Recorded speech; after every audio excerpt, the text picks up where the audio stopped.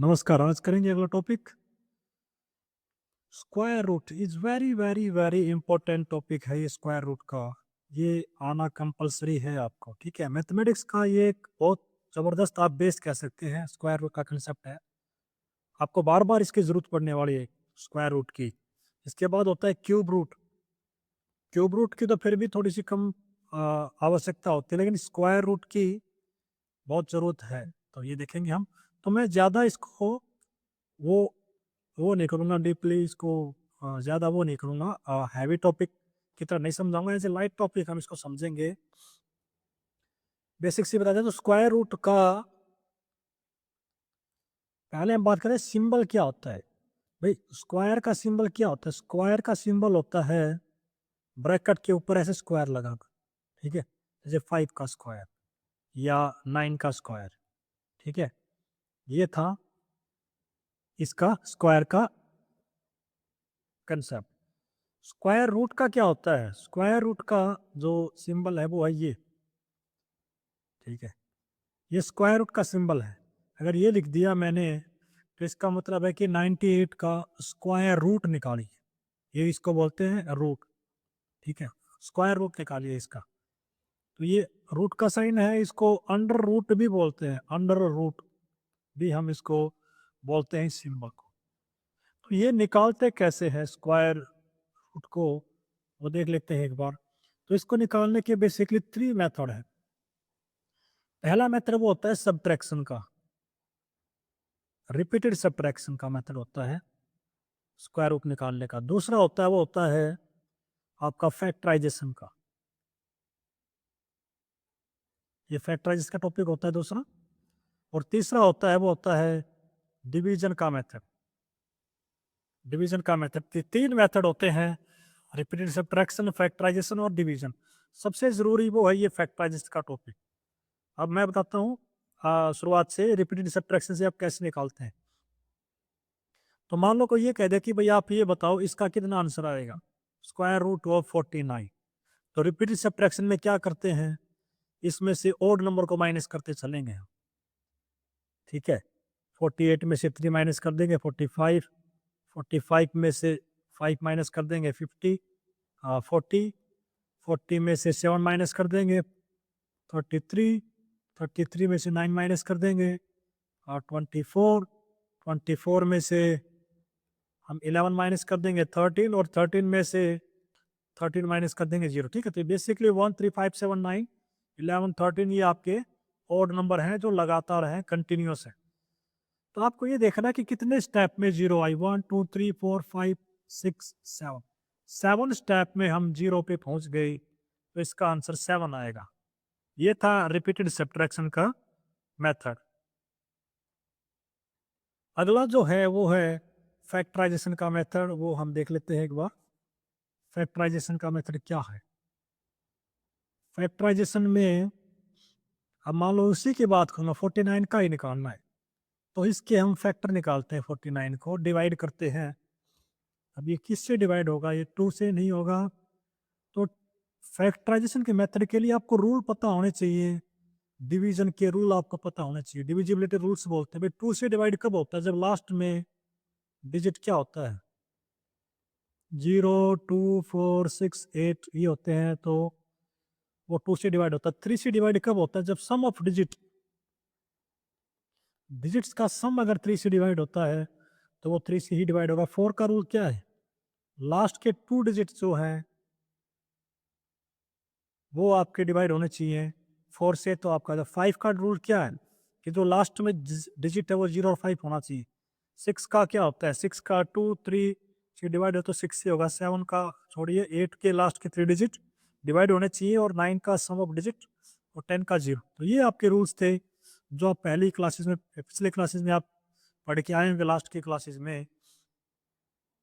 तो उससे क्या कि आसानी हो जाती है। लाइक 49 है, किससे डिवाइड होगा? ये 7 से डिवाइड होगा, तो 7 इसे 7 पे जाएगा। 7 से फिर डिवाइड फिर 1 आएगा, तो 49 इज बेसिकली 7 इंटू 7। तो मैं क्या करूंगा, इस 49 को हटा के 7 इंटू 7 लिख दूंगा। अब स्क्वायर रूट निकालने के लिए अगर याद हो, स्क्वायर में 2 पावर होती थी। तो स्क्वायर रूट में 2 के ही पेयर बनाने हैं सेम नंबर के। तो पेयर सेम नंबर का बनेगा 7 7 का, तो 7 पेयर में से एक बाहर आ जाएगा, है ना।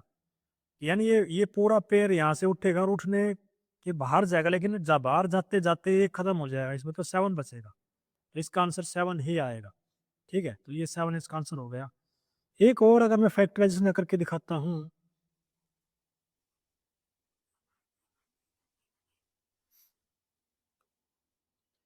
अब मान लो ये करना है मेरे को, आपकी बार ले लेते हैं, हाँ, थोड़ा सा बड़ा नंबर ले लेते हैं, 81 ले लेते हैं, 81 का स्क्वायर रूट निकालना है। तो 81 को ये फैक्टर बनाएंगे, 2 से डिवाइड होगा नहीं होगा, 3 से हो जाएगा, 27, 3 से 9 आ जाएगा, 3 से 3 आ जाएगा, 3 से 1 आ जाएगा। सो 81 is basically 3 into 3 into 3 into 3। ठीक है, तो यहाँ पे स्क्वायर रूट निकालेंगे तो यहाँ पे स्क्वायर रूट लगा देंगे आप। पेयर बनाएंगे दो दो के, और पेयर में से एक बार निकलेगा, तो एक 3 बार इस पेयर में से गया, एक बार इस पे से गया, अंदर कुछ नहीं बचा, तो ये सोर्स सब खत्म हो जाएगा। और पेयर में से 2 नंबर थे, लेकिन एक बार जाते जाते खत्म हो जाएगा, तो एक बचेगा पेयर में से। तो इसका आंसर कितना, 9 आएगा। तो यहाँ पे 9 ही आंसर आएगा इसका फैक्टराइजेशन का, 81 का जो स्क्वायर रूट है।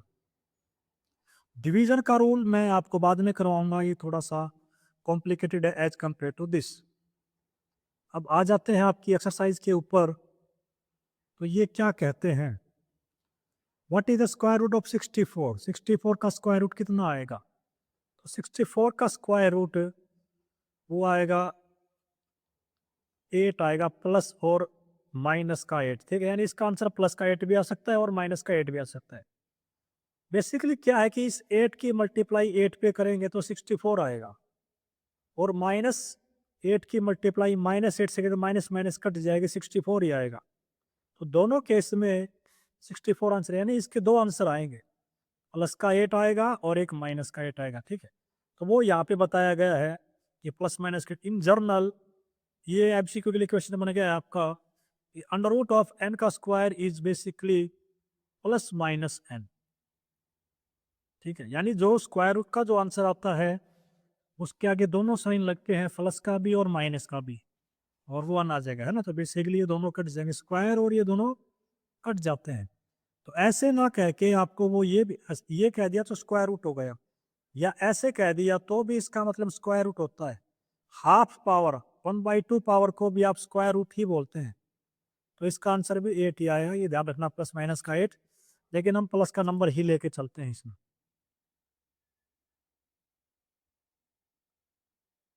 ओके, तो ये यहाँ पे वो सब बताया गया है आपको। अगले पेज पे चलते हैं।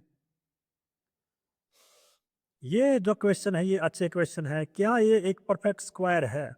तो परफेक्ट स्क्वायर के लिए कंडीशन ये थी कि अगर लास्ट के डिजिट ये हैं 00 1 4 6 9 5, अगर ये लास्ट में डिजिट हैं तो वो परफेक्ट स्क्वायर हो सकते हैं, यानी कन्फर्म नहीं, बस को हो सकते हैं।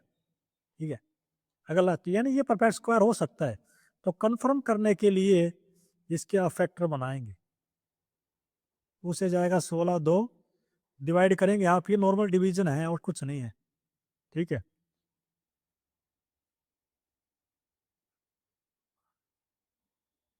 3 से आएगा 27, 3 से आएगा 9, 3 से आएगा 3 और 3 से आएगा 1।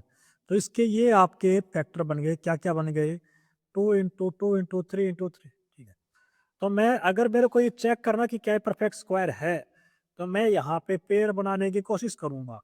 ये पेयर बन गया सेम नंबर का, अगर सबके सब पेयर बन गए, कोई भी नंबर नहीं बचता है, अगर कोई भी नंबर नहीं बचता है, तो वो कहेंगे कि परफेक्ट स्क्वायर है, यानी ये जो नंबर है परफेक्ट स्क्वायर है। और याद हो तो ये किसका है, 18 का होता है, 324 परफेक्ट स्क्वायर है। ठीक है, क्या 156 एक परफेक्ट स्क्वायर है? तो 156 के आप फैक्टर बना के देख लेंगे।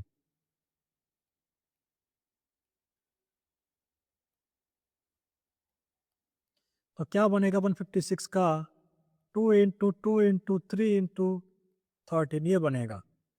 तो यहाँ पे पेयर क्या क्या बनेंगे, ये दोनों का पेयर बन गया, लेकिन इनका पेयर नहीं बना। ये 3 ये 13 ये रह गए पेयर के बिना।